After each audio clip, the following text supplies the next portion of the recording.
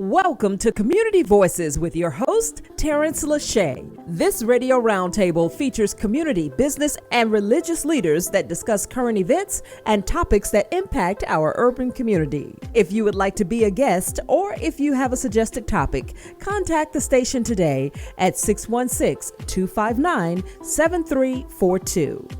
Now, into the program.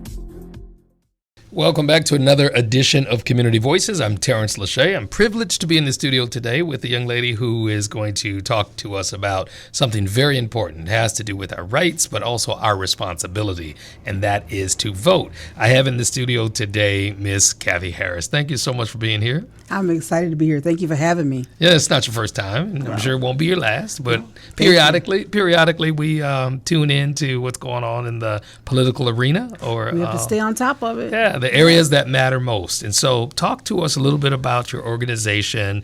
It's the Proactive organization, but it's Proactive Project Grand Rapids. Want to make sure I get the name right.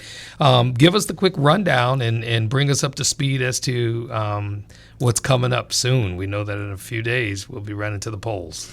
Man, our organization has been in existence for 20 years. It didn't seem like it, but we've been working really hard on our communities. We started in 2004, reaching out to those marginalized communities, trying to educate those that were low voter turnout. In every election, we think this is going to be it. This is the election of our lifetime. We have to get out and get our people because this is it. And then here we come with another election. So 20 years later, we're still doing it. Yeah. We started out focusing on just the presidential elections. But as time went on, we found that there's other elections that are just as or even more important, the local elections. And so our communities are not as engaged in the local elections as they should be. True. So we have taken it on over the years to reach out to those communities to make sure they get the information that's needed. When changes come about, we want to make sure that they are aware of those changes and to get them involved. Yeah. So we've been doing this for 20 years. Our name is the Proactive Project. Proactive is an acronym for people reaching out, actively coming together, increasing voter empowerment. And we have done that. And so also with those 20 years, not only we were focused on voting, now we're looking at other things in the community that's just as important, if not the more important in the community settings. Our office is located at 347 South Division. We obtained that space in 2022, but being there, we found that there are other things that we need to look at. Sure. Housing, there's a lot of unhoused, particularly our black men that's in that community, in the homeless community, that need things, and we have to do things in a non-traditional manner. So our organization have also reached out to them to help in whatever way. Everybody have rules, the shelters have rules. But we have some rules that we have to bend a little bit because everything doesn't fit for each person. So we look at each situation, and we've been trying to help out in that manner. Well, 20 years is a long time, and of course there's been quite a few different issues or needs. Yes. We've lived through the COVID era in that 20 years. You lived through the George Floyd era in those 20 years, and many other things in 20 years. Yes. From national disasters to local challenges. For those who might just be tuning in or maybe driving in your car listening, I'm Terrence Lachey. This is Community Voices, but we're talking with Miss Kathy Harris from Proactive Project Grand Rapids. And Proactive is an acronym that I won't try to requote, but let me tell you, it's all about handling our business as responsible citizens in voting, as well as addressing some of the needs that our immediate community has. Let's turn to the voting for just a minute because there are elections that happen throughout our timelines. And the primary election in particular is one that I didn't realize until I've interviewed a couple of the candidates that needed to get on the ballot for the fall election. The August election, the primaries, were very, very important. Let's start there and then talk about the importance of people exercising their vote in November. Okay. So start with primary. I mean, primaries passed, but we still need to make people aware of the importance of the significance of that. Yeah, and we spent a lot of time trying to educate the people on the primaries. So in 2022, a lot of things changed because our voting rights in Michigan, there were a lot of changes. There were a lot of things that the members, the community voted to be impacted or to be engaged or included in this year's election, such as the early voting, the primary or the absentee ballot, permanent absentee ballots, the changes in allowing 16-year-olds to be able to register or pre-register now, So there's several things that were done in that 22 election. And so the primaries this year, because there were so many people, names on the ballot, we tried to, in every way we could, to educate our community, let them know that you need to be involved in the primary election. So, well, primary determines what goes on the actual yes. ballot for fall, for yes. November. And so the names that were on the ballot, you really had to look at, because everything is on the ballot this year in Grand Rapids, in the state of Michigan, because now all of our commissioners were up on the ballot. All of our county and city commissioners, some of the state reps that were on the ballot. It seemed like they just had an election 2 years ago, and some of them did in Congress. But now, with all of that being on the ballot, along with the presidential election, so letting people know in the primaries, we have a lot of names. So we have to narrow it down to a couple of people that in some cases, the top 2 vote getters are going to be on the November ballot. But people, our community, particularly in those marginalized communities, they didn't understand how important primaries were. The numbers were low, but they had early voting. We didn't understand about the early voting. So there's about 12% of the voters that went out to vote, and that's a low number in the primaries. Wow. But putting those names on the ballot for November was important. Sure. So I interviewed a couple of candidates here, and some made it, some didn't, because in the early, voting, the primary, that is the determining factor. Yes. And I'm going to be honest, that's something that we don't talk a lot about. We tried to get out to let people know. We had a couple early voting. We had a couple parties at the polling sites on a Saturday and Sunday of the last day of early voting, to let people know, and they hadn't even thought about voting. Sure. But we tried to push that. Yeah, I've had the opportunity to do absentee ballot because of being out of town, during the election time. Yes. And that's important. I just have a very firm stance on exercising the right. I never tell people who to vote for.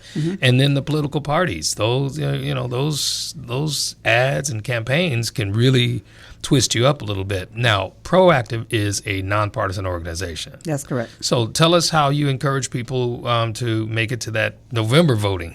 Let me tell you, I answered that question, but I had somebody test me Sunday. We had an event, and I had a young man drive up, want to know, what are you guys doing over here? So I told him, what we're doing. We're encouraging people to vote. Yeah. Well, I'm a whatever party he was. He said, I can register. You want me to vote? I want to vote for so-and-so. And I have to tell him, I told him, and I tell everybody, our goal is not to tell you who to vote for. Our goal is to make sure that you're registered so that at election time, you will know you got between now and November to read and learn about the different candidates, make your decision. But the important and the first step is to register. Yeah. If you're not registered, you can't vote in November. So we want to make sure that everybody understands you need to register now. Sure. In addition, the number of registered voters determines funding for communities as well. Am I correct? Yes. In that it influences where the decisions are made. I mean, if you've got people responding by way of vote, then that's a voice. Yes. That's a unified voice, regardless of the political party, just right. voters, just like landowners. Yes. There's so many things tied to it. I had a trip, and I want to get back to the November elections. Had a trip with a group out of Calvin University, the Calvin Institute of Christian Worship, along with Telos, and they do these kind of like Sankofa tours where you actually go back. And we did a down south tour of Montgomery and Selma, Alabama, and we had a chance to rewalk the steps of those who literally lost their lives for voters' rights and the whole civil rights movement in general. But we had an opportunity to journey through and just trot through the depression of that experience. And I was a kid back then. I was born in the 60s, but I didn't know anything about that. But to experience it as an adult and to experience it now with what we're facing in the way of election choices, this is an imperative. This is vitally important. So I just wanted to kind of toss my testimony in there about how it moved me to know for certain that the Pettus Bridge was kind of a landmark, or is a landmark, for the discrimination that was imposed upon people who were just simply going to register to vote. They were going to try to exercise a new voter's opportunity and being pushed back by dogs and horses and mounted police officers. And it was just, like I said, bone chilling. It was disheartening, but I'm also inspired for organizations like yours. So our young people, they're not hearing that story, or they hear it and don't want to hear it. So while we're talking to, particularly that age group, 18 to 35-year-old, that we're having a hard time getting them to register to vote, they need to hear those stories, but they need to really listen to those stories because they're not hearing that. They're hearing the other things that's going on in the world today, the police brutality and the guns and everything else. So maybe, not so much of the conversation of what happened back then in the 60s. We need to bring it back to, and this is our way of trying to get them to register. We need to make it relevant to what's going on today to make them realize they need to register to vote, because the only way we can change some of these things that are happening today is with their vote. Yeah. And they matter. One thing that has not changed in America, and it's definitely always at risk, is the power of the vote. Power of the vote. And that's what I think many people in the younger generations don't recognize, because they'll just say, hey, what's the point? Why should I even vote? Well, when you don't vote, you don't have a voice. When you vote, there is at least a voice for you to say, hey, things didn't go the way that we thought they should, so we're protesting. I think about the protest of the community, our city, Grand Rapids, and the greater Grand Rapids area during George Floyd, Breonna Taylor.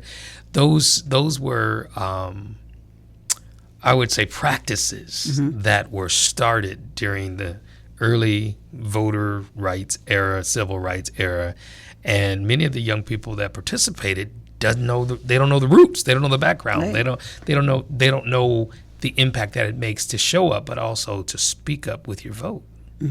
Yeah, talk to them a little bit about November. But they don't know they don't realize how that changes their everyday lives. And so when we talk about going to the polls in November and the changes that could be made, if they make it to the polls, if they get registered and go vote, you can change some of these things. Yeah. I have every Wednesday we go to the jail and meet with some of those that are there, because as a felon, you can still register to vote. Yeah. So anyone that's listening to me, if you have a background, if you're on probation, if you're on parole, yes, you can register to vote. The only reason why you cannot vote in November is if you are behind bars. Correct. Serving your sentence.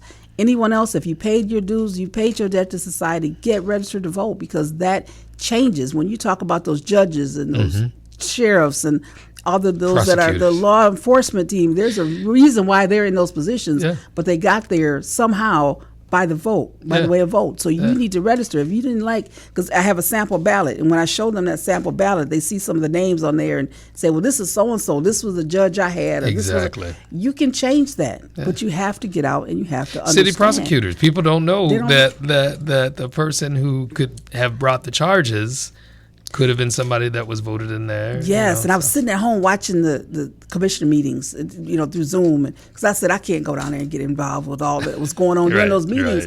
And I was cringing because they're fussing and getting mad and talking and calling names, whatever, they were angry. As opposed to letting their vote speak. And they have a right to do that. Yeah. I don't want to say they didn't have a right to voice their opinion and speak their mind to the city commissioners and the city mayor and all that. But those were not the ones that's making a decision about what happened in the city of Grand Rapids. You need to understand those that are making decisions are the ones by the vote that you need to go to and talk to and vote them in or out or whatever you need to say, but make sure you have that right person and follow it up with that vote. Well, let's back it all the way up, because if you think about voting as an expression of your preference of who's in those offices or those laws or ordinances that are passed.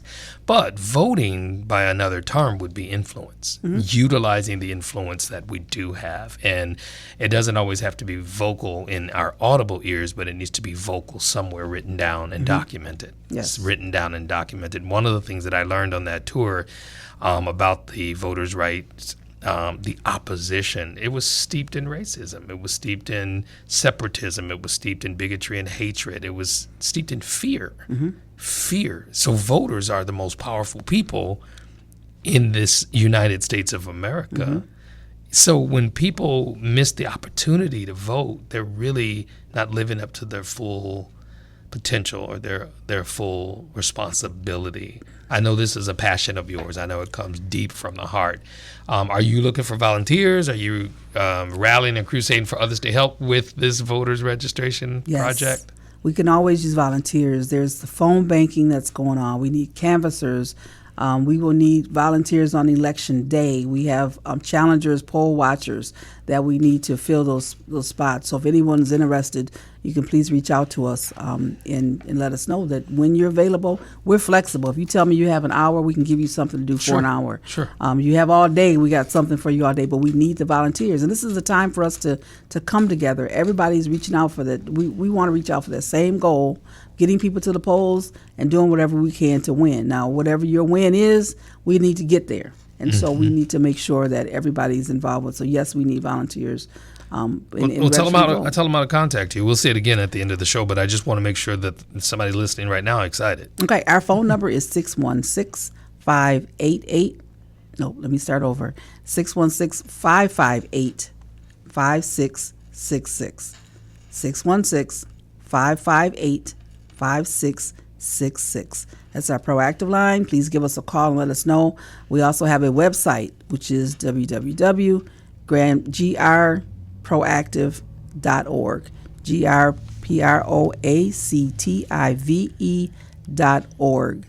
That's our website, and our email is info@grproactive.org. I'm looking at the site here, and it's pretty user-friendly and quite simple for people to get information about the organization itself. Got some nice pictures here of some community workers and activists, people doing their thing. Well put together. It also answers questions that people might have about voting and why it's important, and then opportunities to volunteer. Yes. We just had a caravan Sunday. Black Voter Matters is one of our partners, the national organization. And they have the biggest, baddest black bus in the country. Traveling all over. All over. And they were just coming in town for the first time. This is the first time anybody's seen this new wrapped bus to say, "We fight back." Oh, is that what it says? It says, "We fight back." And they started their tour in Grand Rapids on Sunday. And it was hard, planning it. I was kind of reluctant to and worried about it. We always have the jitters of if it's going to be successful. It was an awesome experience. For the bus to come in town, we rode through the city. Okay. We started out at King Park. We rode down MLK, Martin Luther King Street to Jefferson Street, Jefferson through Buchanan, or to Hall to Buchanan, Buchanan to Burton, down Burton to Eastern. Did a whole loop. Eastern back to MLK, and we landed at Pilgrim Rest Baptist Church. And they were so kind to let us come to their parking lot in the cars. It was such a wonderful and well accepted through the community. Yeah. It was a good feeling to see people coming out. Our goal was to energize the community, get them motivated, start thinking about, getting out to vote. Yeah. It's important, but people were coming out. The cars were stopping on the side of the road, letting us through. Yeah. Especially going out Burton. See, when you stop at the traffic on Burton, it's like stopping traffic on 28th Street. It was an awesome feeling, but we had a wonderful time. Yeah, Burton is the second busiest thoroughbare in the whole city, right? And to see all these cars pulled over to the side, on the opposite side of the street to let us by. Yeah. We had the motorcycles involved, and that's awesome. It was just an awesome feeling. But our goal, again, is to motivate people, to let them know how important it is to get out and vote, and that November's coming. We have to be ready. Hey, listen, I can't stress enough how my eyes have been open as it relates to that in my later years of adulthood. I mean, I've voted since 21, since I turned 21 years old. And in college, we had people literally coming to help us to register to vote.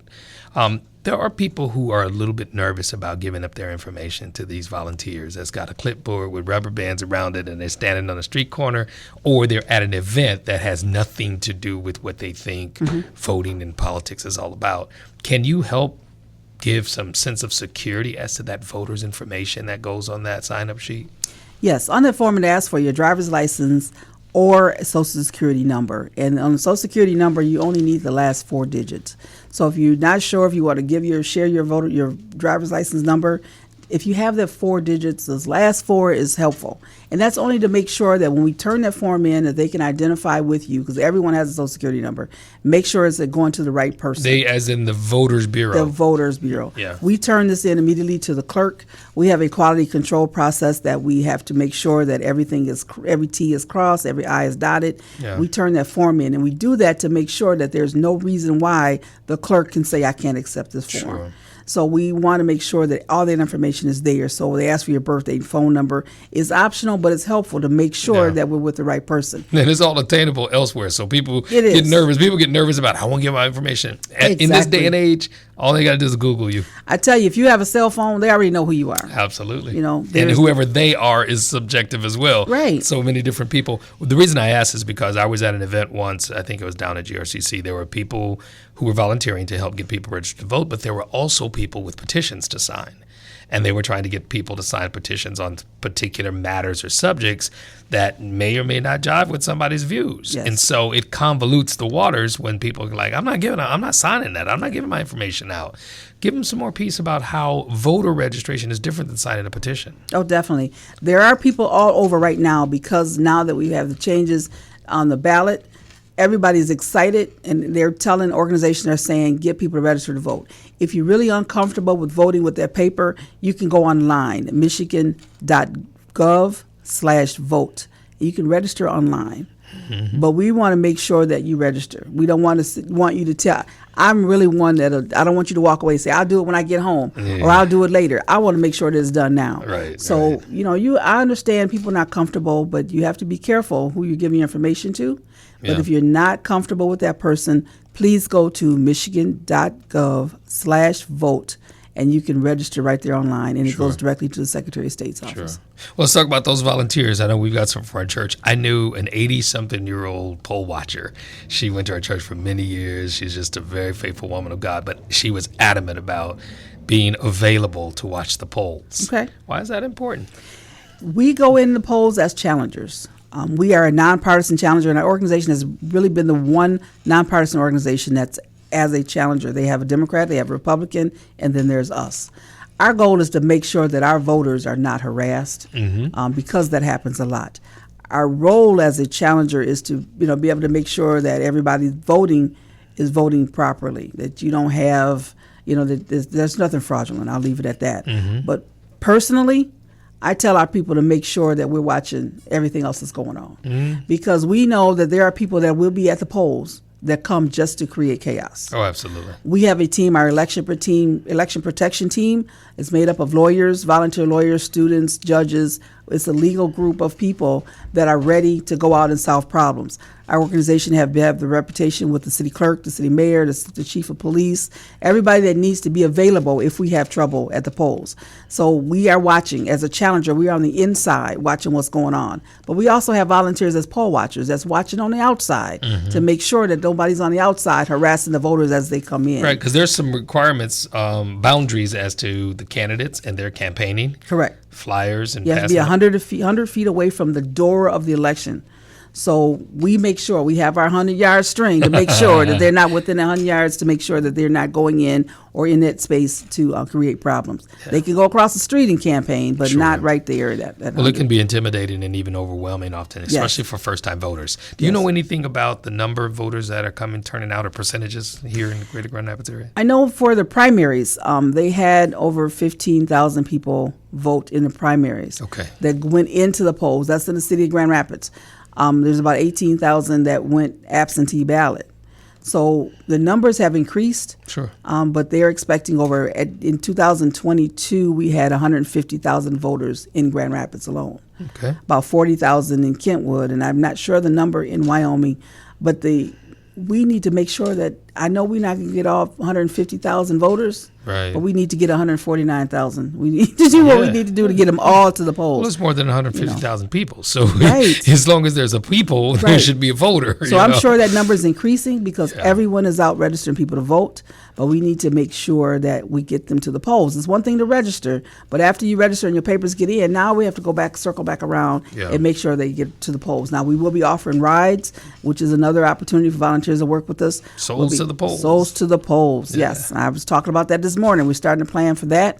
We'll have party at the polls. We'll have DJ at the polls. So we're doing everything we can to get people motivated and get to the polls because it's so important. It's worth it. This is a very, very, very paramount year as it relates to voting because it's the quadrennial, meaning presidential as well as everything and everybody else is on that ballot. It's two-sided. Yes. We want to encourage people to exercise that right. I'm not a political activist, but I definitely believe in exercising our rights, but then also responsibility. I don't even use the term rights without the term responsibility. Absolutely. And as an American citizen, it is our responsibility to vote because it's a democratic country. Yes. You know, how healthy or unhealthy it might be, we have the privilege of being able to go to the polls and vote, where there are countries with dictatorships that don't have that. Yes. Don't have that. Give us another level of appeal. What gives you this passion? Why are you personally so into getting people to exercise their I think of my grandson. Okay. I think of the children. Okay. And also think about Right now, this is 2024. 2030. Yeah. What will this country look like? Who's going to be leading the country? And that's not if we're not away. Doing this now for our children, it's their future, their education. If we're not doing this for their education, how are they going to do anything in 2030? They won't know anything. Yeah. So we have to start now and getting them ready. We have to start now thinking about the effects of this election and how 4 years from now, what's going to happen. It's about the future. It's not even about the candidates. We can't put this on Vice President Kamala Harris and former President Donald Trump. We got to look at the other issues that affect us. The reproductive freedom. We talk about somebody trying to control your body. That's important to me. I don't want anybody telling me what I can do and when I can do it. This is my decision. But that's on the ballot. So don't think about the people. It's not about those that are running for president. It's about all those other things that's going to affect us. Yeah. Our education. How do you shut down the Department of Education? Right. Our kids need an education. Our kids are struggling now. So if they're struggling now and it doesn't get any better, what's going to happen in 2030 when we need somebody else running for president or need somebody else as a governor? They have to be educated. So we have to think about our future. Yeah. And that's why I do what I do. I think my grandson is 9 years old right now, fourth grader. I want them to be able to graduate from high school, go to college, get a decent education, and be able to be somebody that can come back and help somebody else. Well, I believe that you're starting out just right by being that grandma that says, hey, voting is important, teaching them the significance of voting. You know, I always take the stickers whenever I go vote, and I'll wear it, and I'll show the grandkids so they can see, you know, Poppy did something that we can't wait to do until we get older. You know, when we get older, we're going to do that. And that's because voting does make a difference. Sometimes people will say, oh, it doesn't matter. It's in God's hands. You know, it is in God's hands, but God put the vote in your hand. And if your hand is in God's hand, then God is voting when you vote. And that's plain and simple. You know, I love that. And that's not leaning toward one political party or another, because I have trouble oftentimes based on what we're facing. There's some things that are on the ballot that are moral issues that probably should have never had to make it to the ballot. You know, there are things that God spoke clearly about in the Word of God that we should have never had to put it to the people. You know, one of the things I know about the kingdom of God is that it's not a democracy. It's a theocracy, which means God is in control. I believe that if we're close to God and if we claim this is Christian Station, so I can put this out there, we claim Christianity, we need to exercise that vote. Yes. Pray about it and then go in there and vote. Yes. Pray and vote. Vote and pray. Vote and pray. Our office, as I mentioned earlier, is in the unhoused community. And it's hard enough for me to see our brothers that's out there struggling with issues, whether it's substance abuse, mental issues, or whatever it is. But then when we talk to them about being registered to vote, and we can get someone to stop long enough to listen to us, and they turn around and say, oh, I don't vote, it doesn't matter to me. And I'm thinking, you're in this situation now. Because somebody's not exercising the voice of voting. And so we have to push that narrative to our community, to our people, because it's a community thing. We're trying to help each other. If we can't make each other understand, we have to get each other to go to the polls, to do whatever we need to do. But it's a conversation that we have to have. Yeah. Well, Kathy, I admire you. I appreciate what you do as an activist. You're a foot soldier. And that's a compliment, because, you know, rarely do you find people being proactive. And, that's not just a play on words. Yeah. You can have the final words. We got about 2 minutes left. And then I want you to give the information again so that people will know how to get a hold of your organization. They may want to host a voters registration fair or event. We have a volunteer at our church who makes sure that our folks, if you want to register to vote, she's right there to do it. But go ahead, take a few moments. There is so much to say. Permanent absentee ballot right now, if you are uncomfortable or thinking about being uncomfortable going to the polls, if you think you may have to stand in line, which you probably will have long lines this year, we want to make sure that everyone have the right to vote. So a permanent absentee ballot is the way to go. If you have not put your name on that permanent absentee ballot, if you remember when you requested an absentee ballot, if it was after May of 2023, then more than likely you're on that permanent absentee ballot. Oh, okay. If it was before May, you may have to reapply, because they used to send an application to you, you sign it and send it back, and then they send a ballot. Well, now we don't have to do that anymore. You put your name on that permanent absentee ballot list once, you make that request, and they'll automatically send you the ballot every election. That's the way you can stay at home, get it early. They'll start sending them out in mid-September. And you don't even have to go to the mailbox. You can just give it back to the mail person. Exactly. And the postage is already paid. Right. So just request an absentee ballot. That's one way to go. Early voting, the 9 days before election, you got 9 days. That's 2 Saturdays or 2 Sundays that you can make it to to a poll to vote. Your ballot will be counted. You can put your ballot in the tabulator, and it's in. We want to, whatever way it is, to make it easy for you to vote. We need you to do that because it's so important. This shirt I just happen to have on today, my black job is to vote. All of our jobs is to vote. That's now, whether right. you want to Black, call it a white, black job or otherwise. not, but Yeah. we need to make sure that we get to the polls and that we vote. And we encourage our family and friends. That's another thing that young people, we got to make sure it's not just about us. Yeah. It's about our family. It's Yeah. about our community. Yeah. So we got to make sure we get everyone else to the polls. I don't know if my time is up. Yeah. But I will say that you can give us a call, 616-558-5666. Is our proactive number. Give us a call. Let us know. We can And the help you out. website is? If you have any questions about voting, if you need any help with voting, if you need to register to vote, 616-558-5666. Great. And the website is